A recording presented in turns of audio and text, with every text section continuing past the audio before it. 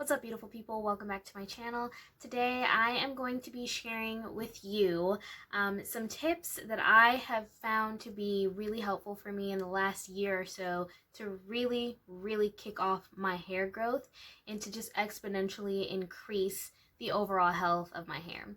If you guys want to see how I went from this to this, then keep watching.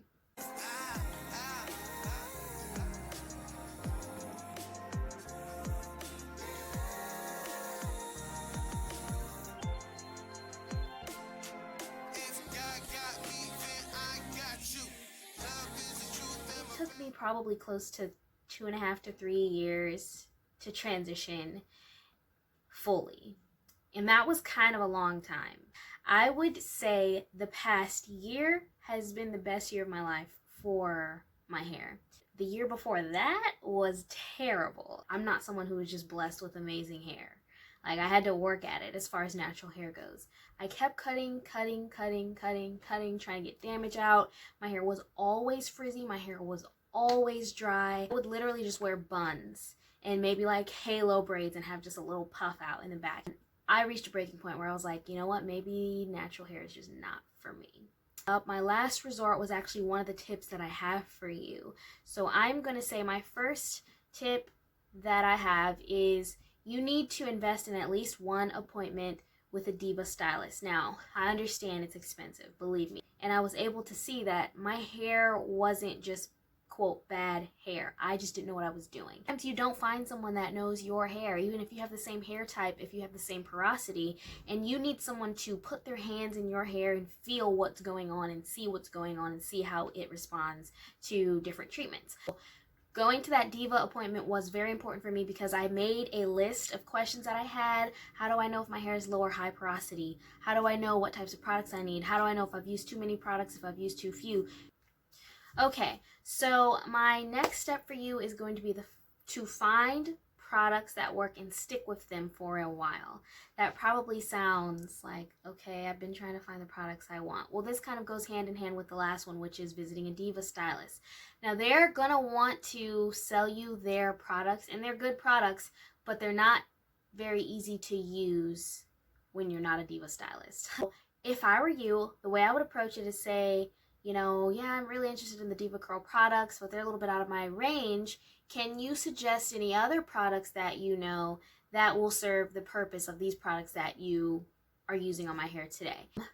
The next step that I have is to keep your products relatively natural / simple. So if you can help it, I would say don't use any more than 3 products in your hair at a time for when you're styling it.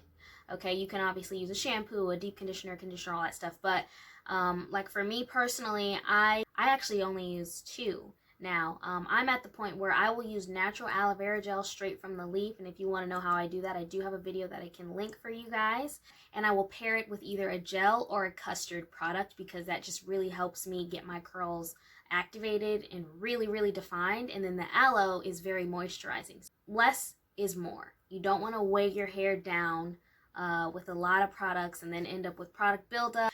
The next thing that I suggest is taking some type of hair supplement. Now, I know that FENTY and Shade are some companies that are very well known, but they're also relatively expensive. I took FENTY for 3 or 4 months last, so I would say when you can, definitely invest in FENTY. All hair vitamins are not created equal. The regular store brand ones are never going to hurt you. They're just putting more vitamins in your body, but for some reason you just don't get the same results when you use the more generic ones. FENTY has really optimized their formula. I was achieving over an inch of growth per month. I can insert a picture to show you guys. It was insane.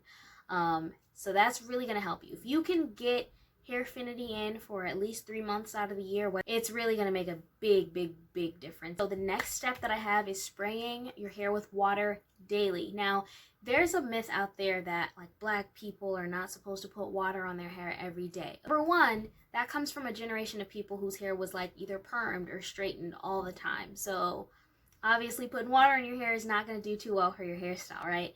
The other thing is there's a difference between adding water and washing. If you wash your hair every day, you're likely to dry it out. The reason why there's a difference is because of the shampoo. Shampoo is meant to strip your hair of all the excess oils and dirt and gunk that's in there. So yeah, if you use it every single day, it's going to strip your hair of its natural oils. Water is not going to make your hair dry. It keeps it moisturized. Water is your 100% best friend, which I'm going to tie this into the other tip that I gave you about finding your products and keeping them simple. You want to find products where the first ingredient is water. Water is your hair's best friend. I mean, look, I wash my hair every week and these twists look pretty juicy to me, okay? Like... You want to make sure when you are detangling, you're spraying your hair a little bit. You don't need to saturate it, but you don't want to go in with it completely dry because you're going to do a lot of ripping and tearing, and that's not how you grow long hair. Next step is to trim regularly, okay? This goes back to the diva advice that I gave going to a diva stylist, because when you get that first cut, when she gets all of the bad hair out, you can finally start making progress. Okay, now I don't think you need to keep returning to a diva stylist. If you are uncomfortable with cutting your own hair, or you don't have a family member that knows how to do it without damaging the hair, then you definitely need to go to someone. If going to the diva stylist every time is too expensive, then what you could do is go to a regular stylist, have them blow it out, tell them you want them to use heat protectant, and let them just trim it while it's in a straighter form. Doing that is not going to be too bad because you really only need to trim your hair, I would say, once every season. So that would mean that your hair is getting blown out maybe every 3 months, which is not going to be bad, especially if you tell them to use heat protectant. And if you don't trust that they will, put your own heat protectant on before you go. Very last step that I have for you is to make sure that you are doing low manipulation hairstyles.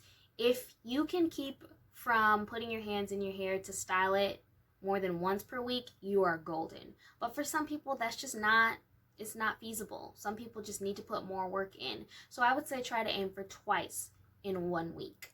You go in and you really style your hair, where you're doing the brushing, the combing, the detangling, all of that. Because as good as detangling is for your hair, it's still kind of a risky activity as far as preserving relatively fragile hair. I recommend protective hairstyles cautiously, because if you're not doing the proper maintenance, you're going to do more damage to your hair. Some other styles you could do are, like, if you don't want to add any hair, you can do your own little mini twists in your hair.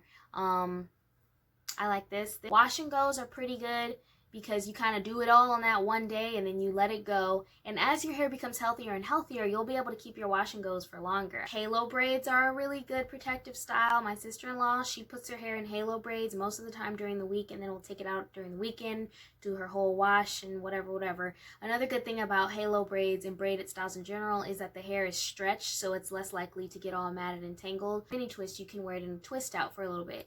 And so if this lasts me 3 or 4 days, when I take the twist out, yes, I'm touching my hair, but that's very low risk activity. And then I have a twist out that I could wear for another couple of days. And then you've gotten through a week. So these are the things that I have been sticking to religiously for the last year. And I highly recommend this to anyone, especially if you feel like you have really fragile hair. Do these things. You have to try them for a minimum of, I'd say, 3 months. It takes a little while to start seeing differences in your hair, and so I hope someone finds this helpful. If so, please let me know down below, and also let me know what other videos you guys would like to see. As always, thanks for watching, and I will see you next time. If God got me, then I got you. Love is the truth and my bad is the